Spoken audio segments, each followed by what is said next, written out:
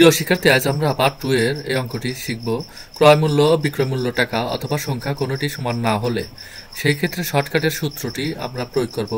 বিক্রয় সংখ্যা ভাগ ক্রয় সংখ্যা, বিক্রয় টাকা গুণন 100, ক্রয় টাকা গুণন 100 প্লাস মাইনাস লাভ বা ক্ষতি। যদি লাভ হয় সেই ক্ষেত্রে পার্সেন্টের ক্ষেত্রে 100 প্লাস লাভ, যদি ক্ষতি বা কম হয় 100 মাইনাস ক্ষতি। আমরা নিচের অঙ্কটি করব। 5 টাকায় 2টি করে কমলা কিনে 35 টাকা কয়টি কমলা বিক্রয় করলে 40% লাভ হয়। আমাদের বিক্রয় সংখ্যা বের করতে হবে। তাহলে বিক্রয় সংখ্যা পেলে কি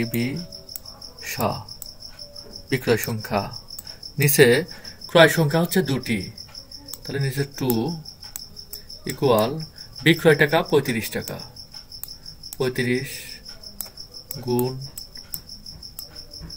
100 ভাগ ক্রয় টাকা 5 টাকা, 5 গুণ 100, 40% লাভ সেহেতু প্লাস 40।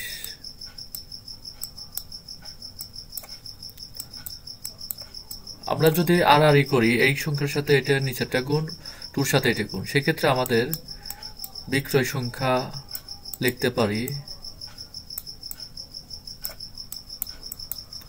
35 গুণ 100 গুণ এই 2 ভাগ 5 গুণ 100 আর 40 যোগ করলে 140। এখন আমরা কাটাকাটি করব। 5 20 100,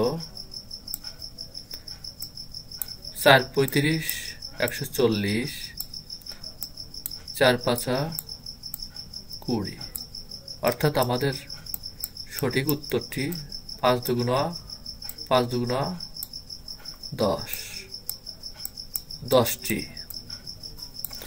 অর্থাৎ কয়টি কমলা বিক্রয় করলে, 10টি কমলা বিক্রয় করলে 40% লাভ হবে। এইভাবে